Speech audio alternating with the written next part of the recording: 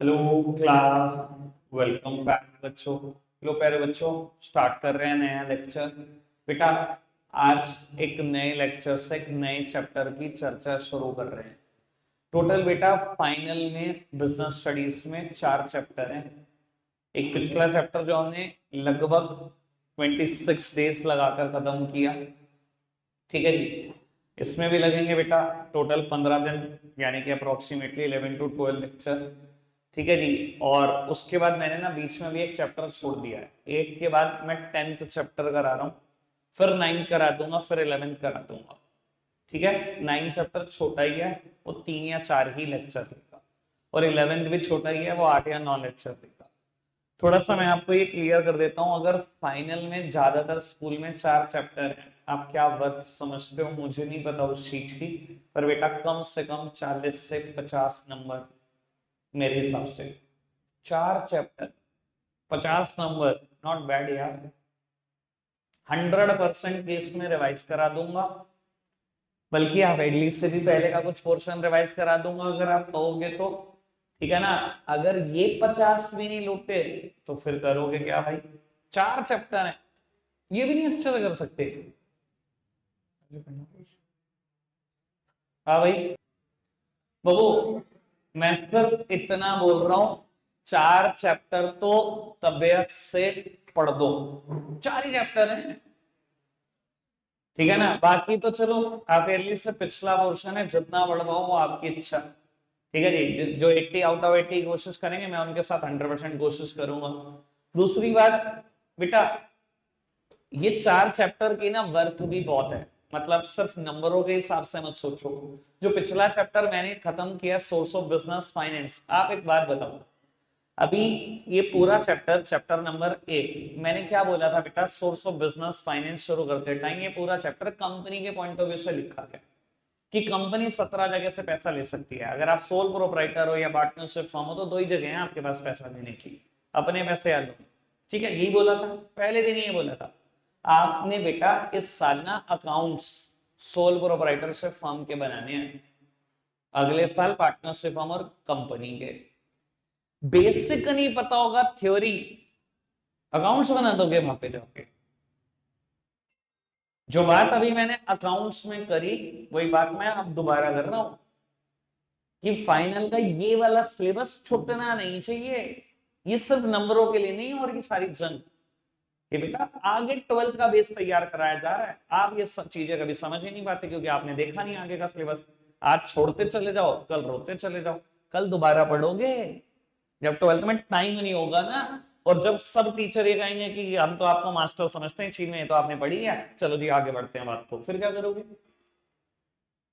12th का अपना syllabus इतना है, वहां अकाउंट्स की 3 बुक है, ऐसी ऐसी जैसी इस साल एक देख रहे हो। तो बेटा नंबरों के लिए नहीं, अपने आगे के बेस के अच्छे के लिए पढ़ लेना। अब तो जो छूट गया छूट गया, रिवीजन में तो कराऊंगा ही तो नहीं प्रॉपर जितना मैंने अभी करा, पर बेटा ये चैप्टर अब खराब मत कर, अपने आप से प्रॉमिस करो कुछ चीजें। चलो जी बेटा, चैप्टर नंबर 10 स्टार्ट कर रहे हैं। 9th अभी पेंडिंग है, ठीक है। मैंने 8th कराया, उसके बाद मैं 10th करा रहा हूं। चैप्टर का नाम है बेटा इंटरनल ट्रेड। बाबू मैं एक बार ना फटाफट से आपको बता देता हूं कैसे चैप्टर के बेसिस बने हुए हैं। चैप्टर 1 पढ़ते थे बिजनेस, बेटा बिजनेस का ना क्लासिफिकेशन पढ़ा था into industry and commerce. Commerce का फर्दर क्लासिफिकेशन पढ़ा था बेटा 2 तरीके का, trade and auxiliaries to trade. बेटा ट्रेड फर्दर 2 तरीके का होता था, इंटरनल ट्रेड, एक्सटर्नल ट्रेड। याद आ रही है कुछ बात? बेटा ये पूरा चैप्टर नंबर 10 है इंटरनल ट्रेड, और एक्सटर्नल ट्रेड चैप्टर नंबर 11 है, ठीक है।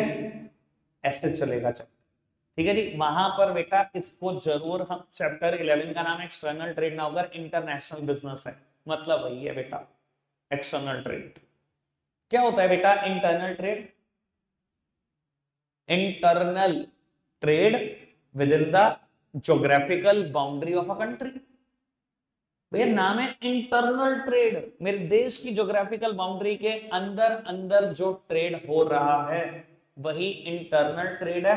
आप बोल लो इंटरनल ट्रेड, आप बोल लो नेशनल ट्रेड, आप बोल लो डोमेस्टिक ट्रेड, सब एक जैसी बात, तीनों बातें ठीक। ठीक है जी। इंटरनल ट्रेड मतलब trade with in the geographical boundary of a country. देखो नाम है ना इंटरनल, मेरे देश के अंदर अंदर जो ट्रेड होगा वो इंटरनल ट्रेड है। और बेटा इंटरनल ट्रेड वहां पर भी बताया था, अभी भी बोल रहा हूं, दो तरीके का होता है, होलसेल और रिटेल ट्रेड। क्या होता है होलसेल? बेटा कंपैरेटिवली ज्यादा क्वांटिटी में गुड्स खरीदना और ज्यादा ही क्वांटिटी में बेच देना इस होलसेल ट्रेड। और रिटेल ट्रेड क्या होता है? कंपैरेटिवली लेसर क्वांटिटी में गुड्स को खरीदना, लेसर क्वांटिटी में ही बेच देना, रिटेल ट्रेड। तीन छोटी छोटी सी डेफिनेशन। सबसे पहले इंटरनल ट्रेड समझ में आता है, होलसेल समझ में आता है, रिटेल समझ में आता है। आगे बढ़े बाबू, चैप्टर इजी है क्योंकि बेटा ये टर्म्स हम रोजमर्रा की जिंदगी में हजारों बार देखते हैं, सुनते हैं। पढ़ना कर रही है सिर्फ 3 लाइनें। Buying and selling of goods and services within the boundaries of a nation are referred to as internal trade. Internal trade, domestic trade, home trade सब एक जैसी बात। ठीक है बाबू, इंटरनल ट्रेड के ही फर्दर टाइप है होलसेल और रिटेल। वही है बेटा, wholesale trade refers to buying and selling of goods and service in large quantities. ज्यादा क्वांटिटी में खरीदना, ज्यादा क्वांटिटी में बेचना होलसेल है। कंपैरेटिवली लेसर क्वांटिटी में खरीदना, लेसर में बेचना रिटेल है। बाबू होलसेल में ही कुछ आगे टॉपिक स्टार्ट हो रहे हैं, अब आप सामने देखेंगे। मैं पहले बेस तैयार कर दूं जरा दोनों टॉपिक का। ठीक है बाबू, मैन्युफैक्चरर मैन्युफैक्चरर गुड्स सर्विसेज बेचते हैं होलसेलर को, होलसेलर बेटा गुड्स और सर्विस बेचते हैं रिटेलर को, और बेटा रिटेलर गुड्स और सर्विस बेचते हैं कंज्यूमर को। ऐसे ही होता है। मेरे पास ना बेटा टॉपिक है सर्विसेज ऑफ होलसेलर, कि होलसेलर की सर्विसेज क्या है। बेटा होलसेलर की सर्विसेज टू द मैन्युफैक्चरर भी हो सकती हैं और services of wholesaler to the retailer भी हो सकती हैं। और आपको दिख रहा है दोनों के ही टच में है होलसेलर। वो मैन्युफैक्चरर से भी डील करता है, वो रिटेलर से भी डील करता है। तो बेटा बहुत सारी सर्विसेज ऐसी हैं जो होलसेलर मैन्युफैक्चरर को देता है, और बहुत सारी सर्विसेज ऐसी हैं जो होलसेलर रिटेलर को देता है। एक तो इसकी सर्विसेज है। बाबू आज का टारगेट यही दोनों टॉपिक हैं। ठीक है, एक जगह पर 7 हेडिंग है, एक जगह पर 5 हेडिंग है, 12 हेडिंग है, समझानी है अच्छे से। ठीक है बेटा, और फिर कल हम टॉपिक पढ़ेंगे services of retailer, services of retailer to the wholesaler, services of retailer to the consumer. कल बेटा ये 2 टॉपिक है, और मैं आपको बोल रहा हूं 4 में से एक पेपर में कंफर्म आता है। कोई स्कूल का पेपर उठा लो अच्छा, ठीक है जी, एक कंफर्म्ड है 6 नंबर। ठीक है, ये चैप्टर कम से कम 12 से 15 नंबर का, बहुत बड़ा चैप्टर। ठीक है, तो बाबू अभी हमें सर्विसेज ऑफ होलसेलर पढ़ना है टू द रिटेलर। पढ़े पहले सर्विसेज टू द मैन्युफैक्चरर। पहले होलसेलर मैन्युफैक्चरर को क्या सर्विस देता है पहले वो, फिर होलसेलर रिटेलर को क्या सर्विसेज देता है फिर वो। ठीक है जी, तो सबसे पहले बेटा services to the manufacturer, heading यहां से पढ़ेंगे, एक्सप्लेनेशन मेरी सुनेंगे। बेटा हेडिंग का नाम है फैसिलिटेटिंग लार्ज स्केल प्रोडक्शन, बहुत काम की बात। बाबू कहता है होलसेलर मैन्युफैक्चरर को फैसिलिटेट करता है लार्ज स्केल प्रोडक्शन। मेरी तरफ देखना बेटा, एक होलसेलर के एंगल से सोचो, ये नंबर ऑफ रिटेलर्स के टच में होता है। बहुत सारे रिटेलर हैं इसके टच में, बहुत सारे रिटेलर जो इसकी दुकान पे आते हैं सामान खरीदते हैं। मान लो मैं कहता हूं 50 रिटेलर के टच में है ये। ठीक है बेटा, इसने क्या करा, 50 रिटेलर से ऑर्डर इकट्ठा किया और एक बल्क ऑर्डर प्लेस करा टू द मैन्युफैक्चरर। जैसे ये एक होलसेलर है, मैन्युफैक्चरर के टच में ऐसे 20-50 होलसेलर और हो सकते हैं, 20-50 होलसेलर और हो सकते हैं। बेटा वो भी क्या करते हैं, वो भी अपने रिटेलर से ऑर्डर इकट्ठा करते हैं और एक बल्क ऑर्डर प्लेस करते हैं। इसको कुल मिला के इसके पास एक बहुत बड़ा ऑर्डर हो जाता है। जब ये बहुत बड़ा ऑर्डर हो जाता है तो क्या ये प्रोडक्शन स्टार्ट करेगा बहुत बड़े ऑर्डर को मीट आउट करने के लिए। बेटा ये मैसिव स्केल पे प्रोडक्शन करेगा, मैसिव स्केल पे, बहुत बड़े स्केल पे प्रोडक्शन करेगा। राघव सामने भी देख ले बेटे, यहीं पढ़ा था बाबू, ये बहुत बड़े स्केल पे प्रोडक्शन स्टार्ट करेगा। जब ये बहुत बड़े स्केल पे प्रोडक्शन स्टार्ट करेगा ना, इसको एक फायदा मिलेगा। ये बात मैं इकोनॉमिक्स में बोलता हूं, अभी भी बोल रहा हूं बेटा, मैं समझा भी दूंगा बेटा। इकोनॉमीज ऑफ स्केल का फायदा, इकोनॉमीज ऑफ स्केल क्या होता है बेटा? जब मैं किसी भी चीज का मैसिव लेवल पे प्रोडक्शन करूंगा तो पर यूनिट कॉस्ट कम आएगी। ये क्या होता है पर यूनिट कॉस्ट? अभी समझा, नहीं तब देखना। अच्छा एक बात बताओ, मैं किसी भी प्रोड्यूसर के एंगल से, किसी भी मैन्युफैक्चरर के एंगल से बात सोचता हूं। मैं कहता हूं आप हो कोई कंपनी, लेट्स सपोज Hyundai, ठीक है। Hyundai ने डिसाइड करा कि आज ना वो एक नया वेरिएंट निकालेगी, एक नई कार निकालेगी, लेकिन सिर्फ एक ही प्रोड्यूस करेगी, बस एक, बस एक। बाबू अगर वो सिर्फ एक ही प्रोड्यूस करे, आपको क्या लगता है क्या कॉस्ट होगी Hyundai को उसके लिए? मान लो क्रेटा के लेवल की कार है, 20 लाख तक की कार है, लेकिन उसने सिर्फ एक प्रोड्यूस करी, आपको क्या लगता है क्या कॉस्ट होनी चाहिए उसकी? पता है Hyundai को क्या कॉस्ट आएगी?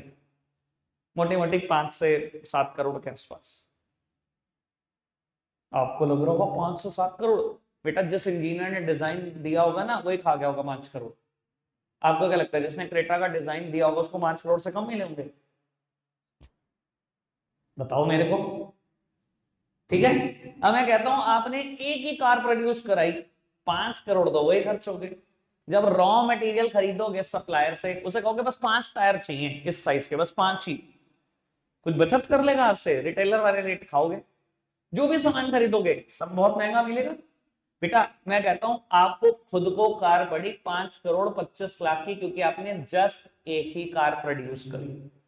और यही सोचो, मैं कहूं आप ऐसी 20,000 गाड़ियां बेचोगे तो बेटा रॉ मटेरियल तो सस्ता मिलेगा, मिलेगा, टायर वो सस्ते, स्टीरियो वो सस्ता, एसी वो सस्ता, सब कुछ सस्ता। लेकिन ये भी तो सोचो, फिक्स्ड कॉस्ट तो फिक्स्ड ही है। इंजीनियर को तो कितने ही दिए? इंजीनियर को तो 5 ही करोड़ दिए, इंजीनियर को 5 ही करोड़ दिए ना। लेकिन इसमें बना कितनी कारें दी? 20,000 कारें बना दी। बेटा मेरी कॉस्ट कितनी रह गई एक कार पे इंजीनियरिंग कॉस्ट के नाम की? सिर्फ 2,500 रुपए, सिर्फ 2,500। मैं यही बात समझाने की कोशिश कर रहा हूं। जब मैं किसी चीज का मैसिव स्केल पे प्रोडक्शन करता हूं, बहुत ज्यादा प्रोडक्शन करता हूं, तो दिख रहा है पर यूनिट कॉस्ट कितनी कम आ जाती है। पर यूनिट कितनी आ रही है इंजीनियरिंग कॉस्ट? एक यूनिट पे कितनी कॉस्ट आ रही है? 2,500 रुपए। एक ही बनाता तो पूरे 5 करोड़। समझ में आ रहा है? किसी चीज का ज्यादा प्रोडक्शन करोगे तो अपने आप आपकी कॉस्ट कम हो जाएगी। इसे बोलते हैं इकोनॉमीज ऑफ स्केल। क्लियर है बात? अच्छा ये भी बात सोचो, मान लो आज मैं सोचता हूं मेरा ही पब्लिशिंग हाउस है, मैंने एक बुक लिख दी, ठीक है, और मैं कहता हूं अपनी पब्लिशिंग हाउस में प्रिंट कर दो इसको। आपको क्या लगता है अगर मैं सिर्फ एक बुक प्रिंट करूं मुझे क्या कॉस्ट आएगी? पेपर महंगा मिलेगा कि नहीं मिलेगा? मैं पेपर रोल लेने गया, मैंने किसी पर्टिकुलर साइज का पेपर रोल मांगा, कुछ भी पेपर का एक टाइप है, जैसे A4 आपने सुना है, A3 A2 A1 B3 सब आते हैं पेपर। मैंने कहा जी B3 साइज का पेपर चाहिए, पेपर रोल चाहिए, एक ही बुक प्रिंट करनी है। लेकिन सस्ता देगा मुझे कोई सप्लाई? महंगा देगा क्या नहीं देगा? बताओ। इंक सस्ती मिलेगी, एक बुक प्रिंट करने के लिए खरीदूंगा। सर पता है ना बहुत महंगा मिलेगा। अगर एक ही चीज प्रोड्यूस करूंगा महंगी होगी, और यही कहूंगा कि मैं तो बल्क क्वांटिटी में प्रोड्यूस करूंगा, मैं तो 10,000 बुक प्रोड्यूस करूंगा, अब क्या होगा? सर पेपर रोल में भी बचत होगी, इंक में भी बचत होगी, बाइंडिंग में भी बचत होगी, हर चीज में बचत होगी कि नहीं होगी? समझ आ रही है बात? कि जब मैं किसी भी चीज का मैसिव स्केल पे प्रोडक्शन करता हूं तो इकोनॉमीज ऑफ स्केल का फायदा मिलता है, और economies of scale per unit cost को कम कर देता है। अच्छे से बात समझ में? पक्का से? तो पहली सर्विस जो होलसेलर मैन्युफैक्चरर को देता है वो क्या है? Facilitate large scale production. Manufacturer wholesaler की वजह से ही बहुत बड़ा प्रोडक्शन कर पाता है, और बड़ा प्रोडक्शन का इसको ही फायदा मिलता है इकोनॉमीज ऑफ स्केल का, इसकी पर यूनिट कॉस्ट हमेशा कम रहती है। क्लियर बात? समझ में आती है बात? पढ़वाऊं ये बात? चलो जी बेटा, फर्स्ट वन हम पढ़ रहे हैं, कहता है wholesaler collect small order from a number of retailer. Wholesaler यही करेगा, उसके रिटेलर जितने भी टच में उनको कहेगा लाओ छोटा छोटा ऑर्डर दो, और एक बल्क ऑर्डर प्लेस करेगा मैन्युफैक्चरर को, and pass on pool of such order to the manufacturer, and make purchases in bulk quantity. कहता है this enables the producer to undertake production on a large scale and take the advantage of economies of scale. इसकी वजह से manufacturer large scale production करता है और economies of scale का फायदा मिलता है, उसकी पर यूनिट कॉस्ट हमेशा कम रहेगी। ठीक है जी, पहली बात समझ में आई। आगे बढ़ जाए बेटा। उसके बाद सेकंड पॉइंट मैं कराऊंगा अपने सीक्वेंस से, मेरे सीक्वेंस से सुनना। Financial assistance, that means financial help. Uday भाई ये आपके लिए भी नया है, जितना आपके लिए नया उतना इन सबके लिए नया है, ये आपको पहले दिन से समझ में आ सकता है, बिल्कुल ध्यान यहाँ रखना बेटा। सेकेंड पॉइंट मैं बढ़ा रहा हूं फाइनेंशियल असिस्टेंस की, होलसेलर मैन्युफैक्चरर की फाइनेंशियल हेल्प करता है। फाइनेंशियल हेल्प कैसे कर देता है भैया होलसेलर मैन्युफैक्चरर की? बेटा जनरली ही buy goods in cash only, और बेटा ज्यादातर केस में अगर ये कैश नहीं बाय करते तो एडवांस इनका पक्का इनके पास रखा होता है। एग्जांपल दे देता हूं, बहुत सारे एग्जांपल है मार्केट में इन चीजों के। बेटा अच्छा क्या बताओ, सारे पैसे मैन्युफैक्चरर लगा के फंसा सकता है? सारे अपने पैसे? देखो आप बहुत छोटे लेवल पे मत सोचना, मैं आपको बड़े लेवल का एग्जांपल दे देता हूं, एक थोड़ा अच्छे से आइडिया हो जाएगा। एक कंपनी है हिंदुस्तान यूनिलीवर, नाम सुना है आपने हिंदुस्तान यूनिलीवर का? बड़े फेमस प्रोडक्ट बता दो, पॉन्ड्स का नाम सुने? सारे प्रोडक्ट हिंदुस्तान यूनिलीवर के। फेयर एंड लवली का नाम सुने? सबसे famous product.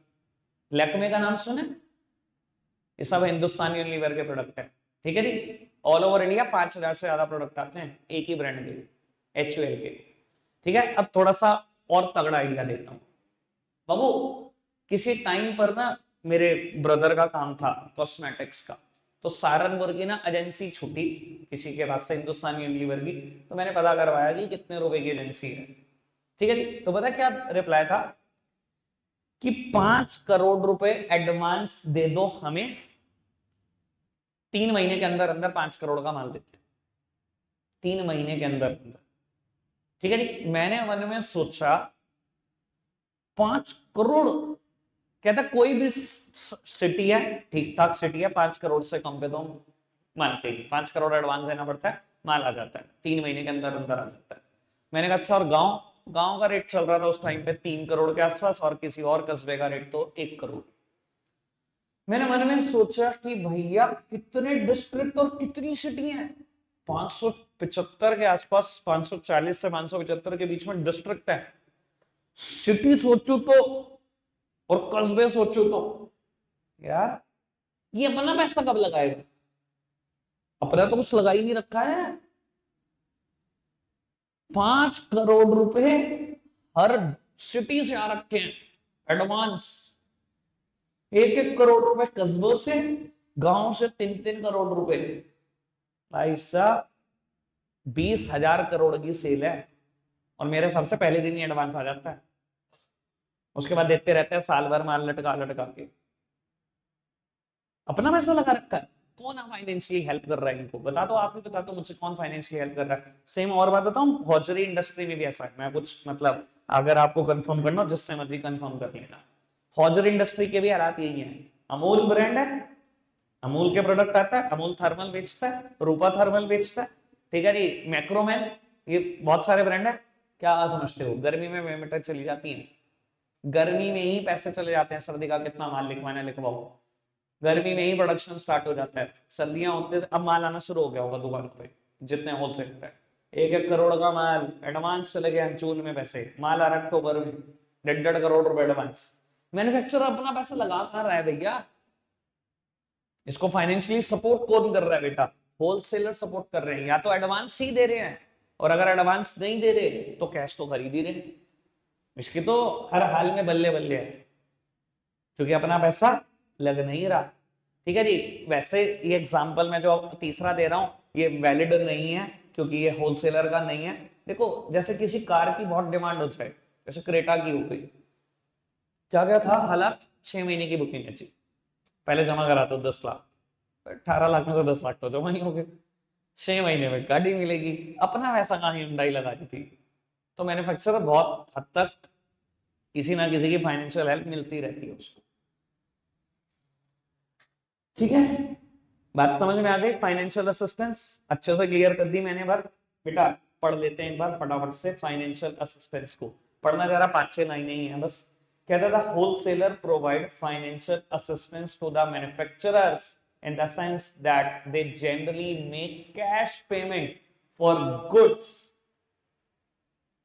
purchased by them. To that extent, the manufacturer need not block their capital in the stock. Sometimes they also advance money to the producer for bulk order placed by them.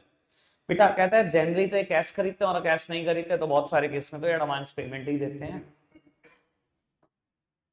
क्या बात समझ में आई अब? Easy one, आगे बढ़ जाए। चलो बेटा आगे बढ़ते हैं।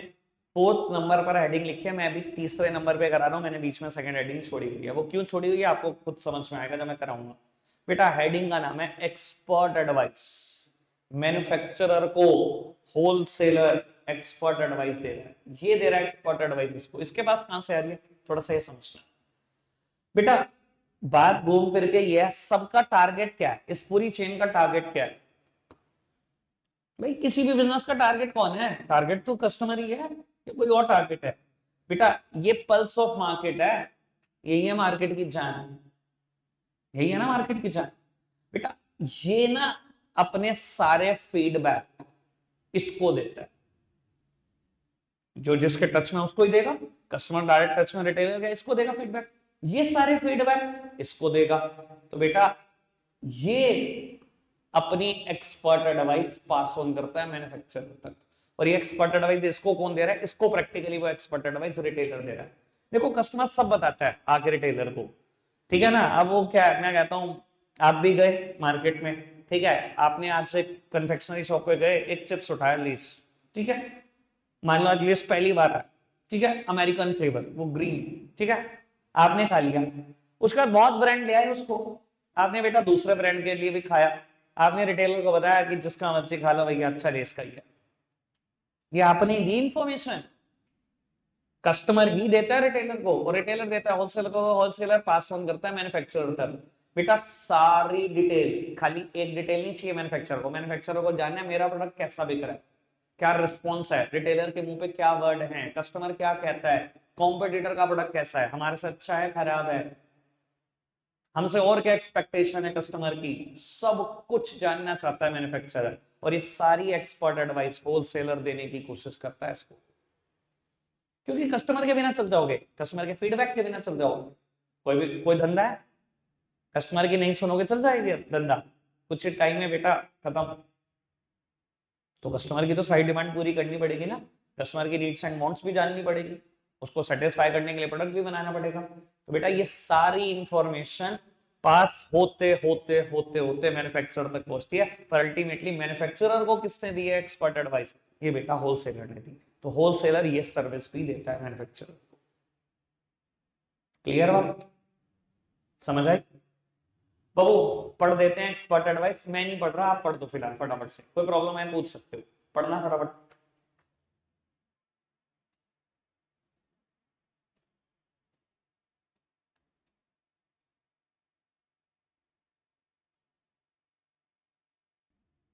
ठीक है बाबू आगे बढ़ते हैं 4th नंबर पर। मेरा 4th नंबर ये भी मैंने एक हेडिंग छोड़ी हुई है, हेल्प इन मार्केटिंग फंक्शन।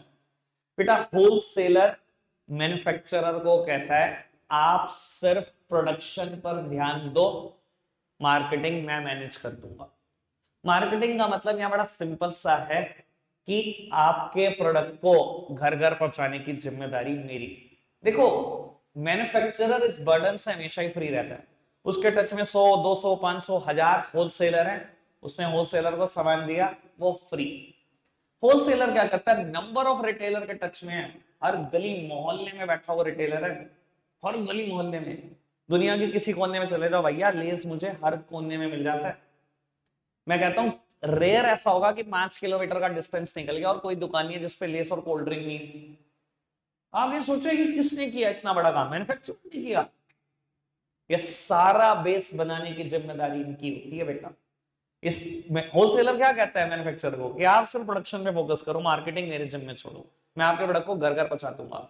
और ये बेटा नंबर ऑफ रिटेलर के टच में होते हैं और हर घर तक, हर गली मोहल्ले तक आपका प्रोडक्ट पहुंचाने का काम करते हैं।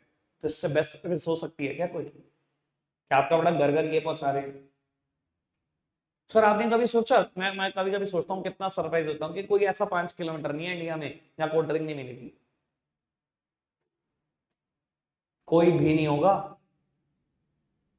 पहाड़ से पहाड़, रिमोट से रिमोट एरिया में चले जाओ भैया, रिमोट से रिमोट एरिया में जहां आपको लगता है ना गांव की पॉपुलेशन 500 है, वहां भी मिल जाता है लेज और कोल्ड ड्रिंक। पूरे गांव की पॉपुलेशन 500। यार सोचो तो सही, कितनी मेहनत लगती है इतनी बड़ी चेन बनाने में। ठीक है ना, समझ आती है बात? क्या है मार्केटिंग फंक्शन? लोग उत्तर पढ़ते हैं फटाफट से, हेल्प इन मार्केटिंग फंक्शन पढ़ना बेटा।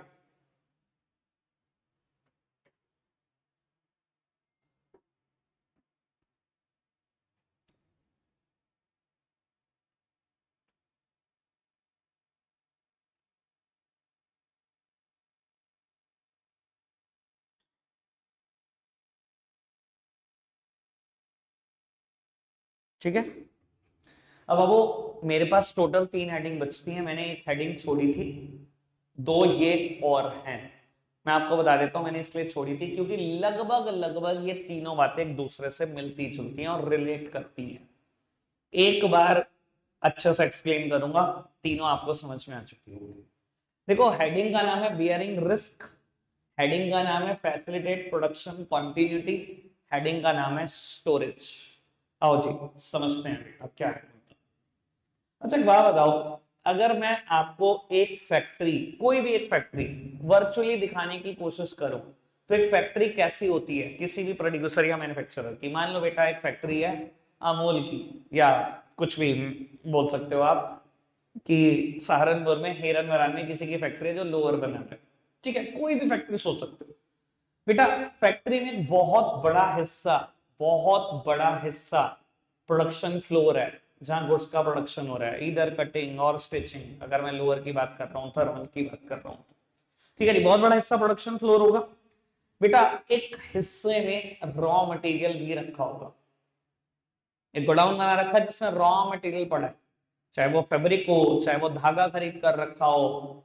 कई बार थर्मल वाले क्या होते हैं, धागा खरीदते हैं, उससे फिर पहले फैब्रिक जनरेट करते हैं, फिर कटिंग करते हैं, फिर स्टिचिंग करते हैं, फिर थर्मल बेचते हैं, धागा ही खरीदते हैं।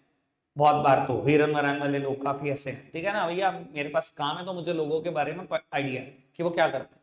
ठीक है, तो धागा भर रखा है भाई साहब। ठीक है, एक गोडाउन भरा पड़ा है जहां पर बेटा तैयार होते जा रहे हैं इनर्स थर्मल्स, और यहाँ पर स्टोर हुए जा रहे हैं। अच्छा कुछ भी हो, वर्चुअली हमने इस फैक्ट्री को देखा, जैसा मैं बोल रहा हूं एक्चुअली में ऐसा ही होता है, एक्चुअली में ऐसा ही होता होगा। और वो क्या बहुत बड़ा स्पेस है किसी भी मैन्युफैक्चरर के पास गुड्स को स्टोर करने का? नहीं है। ज्यादातर केस में आपका प्रोडक्शन फ्लोर ही बड़ा होता है आपके स्टोरेज स्पेस से।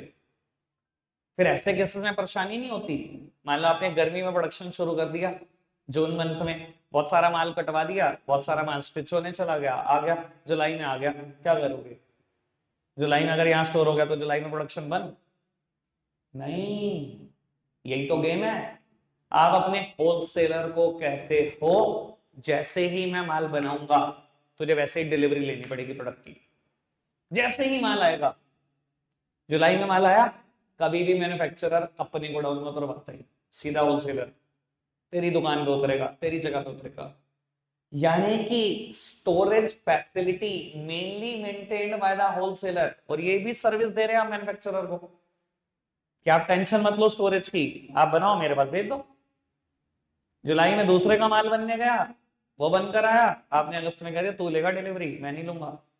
आप हमेशा सामान बनते ही दूसरे के गोडाउन में पहुंचाते, यानी कि आप स्टोरेज फैसिलिटी जेनरली मेंटेन नहीं करते और उसका भी खर्चा नहीं करते, होलसेलर आपके लिए मेंटेन करता है, वो खर्च रहा है। और क्योंकि वो डिलीवरी ले लेता है प्रोडक्ट की जैसे ही बना, स्टोरेज फैसिलिटी तो मेंटेन कर रहा है। अब आप सोचो रिस्क वो ले रहा है कि नहीं ले रहा? होलसेलर रिस्क नहीं ले रहा, जुलाई में प्रोडक्ट की डिलीवरी लेके बैठ गया, अगर बेटा इस प्रोडक्ट का फैशन ही ना आया तो इस साल, तो फैशन आउट हो गया, तो बेटा माल के रेट गिर गए, तो जिस रेट पे उसने जुलाई में ले लिया, अक्टूबर में वो रेट ही ना खोला तो, सर्दियां ही ना पड़ी तो,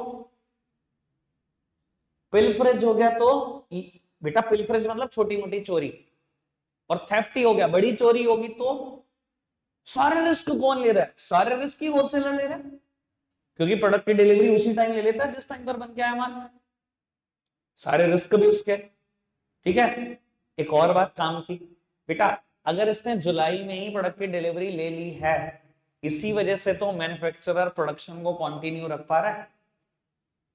अगर वो मना कर देता कि मैं नहीं ले पा रहा डिलीवरी, तो क्या होगा? ये अपने स्टोरेज स्पेस में स्टोर कर लेगा, ये बेटा माल नहीं बनाएगा, इसकी इतनी हिम्मत नहीं है फिर प्रोडक्शन पूरे साल कंटिन्यू रख ले। इसके दिमाग में क्या रहेगा? अगर अगले महीने और माल बन के आकर रखूंगा छोड़, क्योंकि होलसेलर तभी गुड्स की डिलीवरी ले लेता है जैसे ही प्रोडक्ट बन के आता है। इसी वजह से manufacturer through out the year production कर पाता है, चाहे उसका प्रोडक्ट सीजनल प्रोडक्ट है।